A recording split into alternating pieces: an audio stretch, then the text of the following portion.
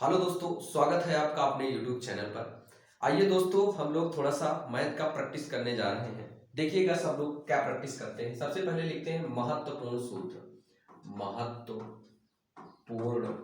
सूत्र देखते हैं सबसे पहले कौन से सूत्र, जो बेसिक सूत्र होते हैं सबसे पहले हम लोग उनको लिखेंगे। सबसे पहले बेसिक में होता है a प्लस बी का whole square is equal to क्या होता है, ए स्क्वायर प्लस का बी स्क्वायर प्लस का 2ab। नंबर दूसरा लिखेंगे a माइनस बी का whole square is equal to होता है ए स्क्वायर प्लस का बी स्क्वायर माइनस का 2ab। तीसरा लिखेंगे a प्लस बी का whole cube is equal to होता है ए क्यूब प्लस का बी क्यूब प्लस का 3ab। ब्रैकेट में होता है a प्लस का b।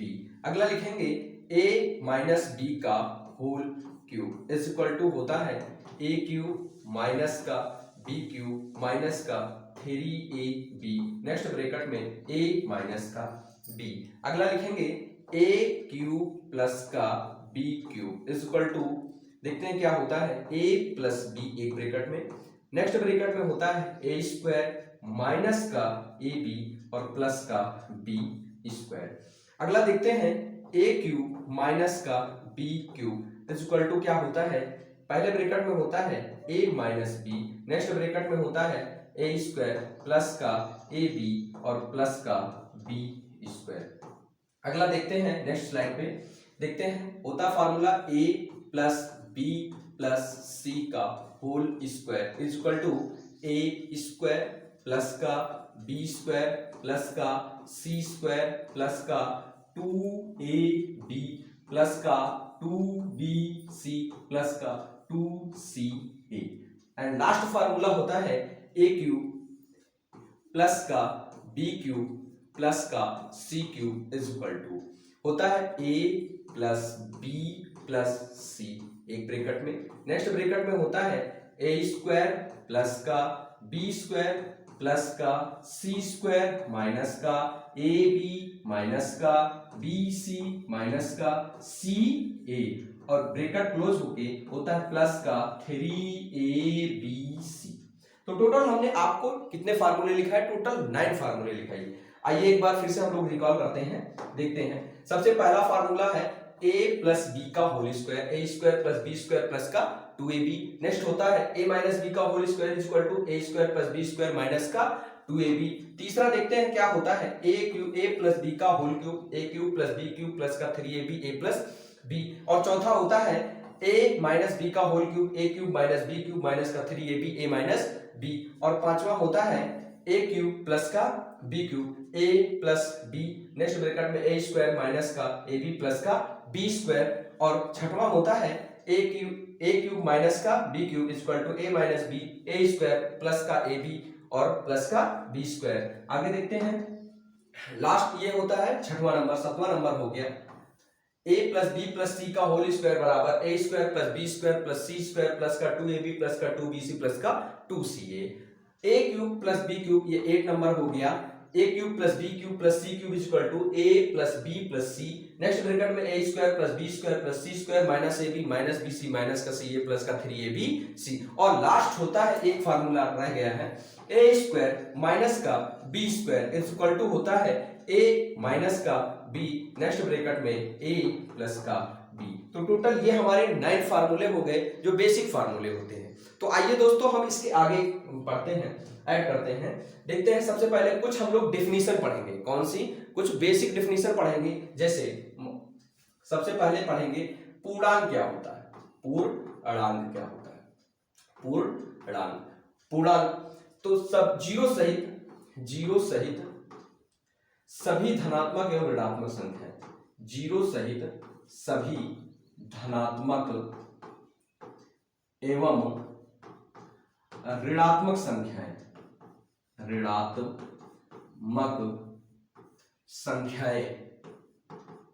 पूर्णांक कहलाती, संख्याएं पूर्णांक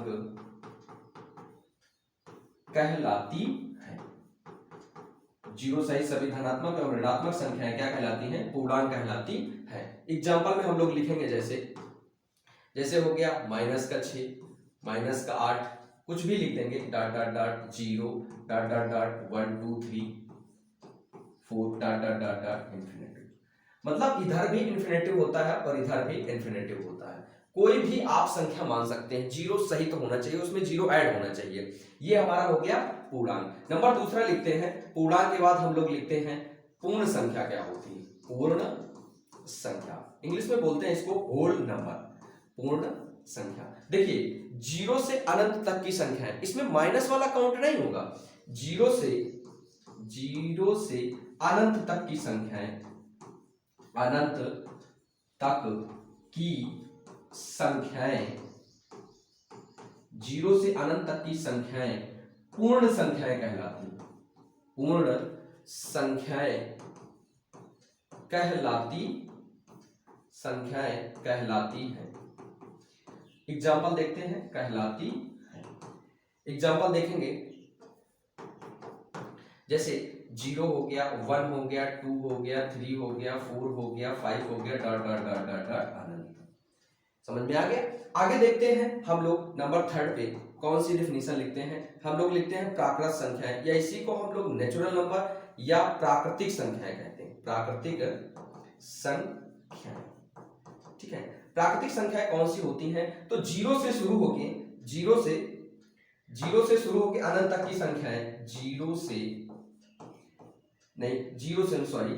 एक से अनंत तक की संख्याएं, एक से अनंत तक की संख्याएं, अनंत तक की संख्याएं प्राकृतिक संख्याएं कहलाती हैं। प्राकृतिक संख्याएं कहलाती हैं। सम संख्या किसे कहते हैं? जीरो से अनंत तक की संख्याएं क्या कहलाती हैं? सम संख्या कहलाती है। जैसे 0 2 4 6 8 अनंत तक की संख्याएं हो गई। आगे लिखेंगे हम लोग विषम संख्या किसे कहते हैं? विषम संख्या जो संख्याएं 2 से नहीं कटती उन्हें क्या कहते हैं? विषम संख्या। तो हम लोग लिख लेते हैं, जो संख्याएं 2 से नहीं कटती,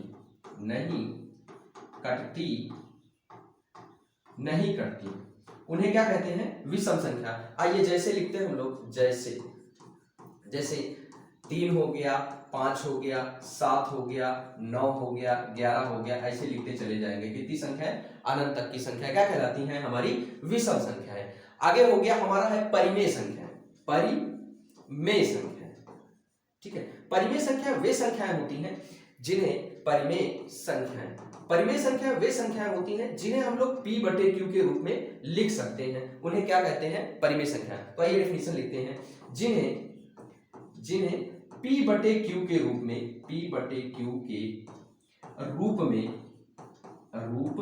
में लिखा जा सके उन्हें क्या कहते हैं? परिमेय संख्याएं। जैसे हम लोग लिखेंगे, जैसे लिखेंगे, जैसे 2/3 आ गया, 5/7 आ गया। अपना माइनस का 1/2 भी है, अपना √25 भी है। 25 का हम लोग 5 बाहर निकाल लेंगे, 5/1 कर देंगे तो आंसर आ जाएगा। ठीक है। आगे लिखेंगे जैसे 22/7 क्या है? 22/7 भी एक परिमेय संख्या है। आगे देखेंगे जैसे 0.3 के ऊपर 12, ये भी एक क्या है?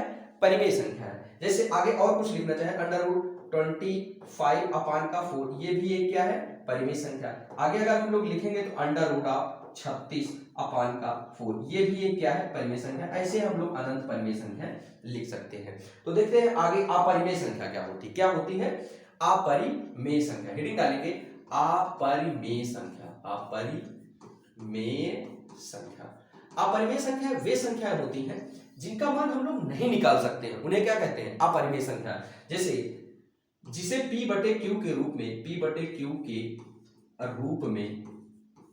न लिखा जा सके उन्हें क्या कहते हैं? हम लोग अपरिमेय संख्या कहते हैं। जैसे हम लोग एग्जांपल देखते हैं, जैसे जैसे √3 इसे हम लोग p/q के रूप में नहीं लिख सकते हैं। जैसे आगे देखेंगे √7/2 ये हम परिमेय के रूप में नहीं लिख सकते, इसका मान हम लोग नहीं निकाल सकते, इसीलिए क्या है एक हम लोग नोट पॉइंट ऐसे लिखते चले जाएंगे ना, एक हम लोग नोट पॉइंट डालेंगे जो बहुत पेपर में पूछा जाता है। पाई क्या है? तो पाई एक अपरिमेय संख्या है। आप इसको याद करिएगा, ये बहुत पूछा जाता है, एग्जांपल इंपॉर्टेंट है। अपरिमेय संख्या, पाई एक अपरिमेय संख्या है। ओके, चलिए इतना सारा हो गया कंटेंट। अब देखते हैं सबसे पहले कुछ एक और डेफिनेशन अपनी रह गई है, उसे क्या जैसे होता है अभाज्य संख्या किसे कहते हैं? अभाज्य संख्या। अभाज्य संख्या का मतलब जिसे हम लोग बोलते हैं प्राइम नंबर। अभाज्य संख्या, अभाज्य संख्या जिसके केवल दो गुणनखंड होते हैं, ऐसी संख्या जिसके केवल दो गुणनखंड होते हैं, दो गुणनखंड होते हैं, उन्हें हम लोग क्या कहते हैं? अभाज्य संख्या कहते हैं। जैसे हम लोग लिखते हैं एग्जांपल में, जैसे लिखेंगे अपना 2, सबसे छोटी अभाज्य संख्या क्या होती है? 2, उसके बाद 3, उसके बाद 5, उसके बाद 7। अगर हम लोग 9 लिख लेंगे तो 9 के अपने 3 गुणनखंड हो जाएंगे। नंबर 1, पहला 1 हो जाएगा, दूसरा हो जाएगा 3 और तीसरा हो जाएगा 9। तो उसके कितने गुणनखंड हो गए? 3। इसीलिए इसका अभाज्य संख्या 9 नहीं होती, 11 होती है, 13 होती है, ऐसे होती चली जाती है, 15 नहीं होती, डॉट डॉट डॉट। अब इसमें कुछ फैक्ट तुमसे आपसे पूछे जाते हैं, कुछ लोग हम लोग फैक्ट लिख लेते हैं, जैसे कितनी अभाज्य संख्या कितने संख्याओं में होती है, तो ऐड करते हैं हम लोग। जैसे 1 से 10 तक कितनी अभाज्य संख्याएं होती हैं? 1 से 10 तक कितनी अभाज्य संख्याएं होती हैं? कितनी अभाज्य संख्याएं होती हैं? तो 1 से 10 तक अभाज्य संख्याएं टोटल होती हैं कितनी? अपनी 4।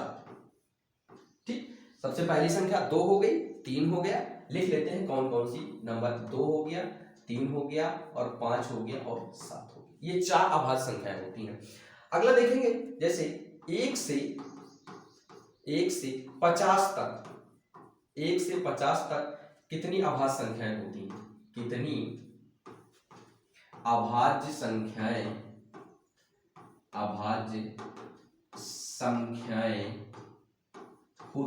होती हैं?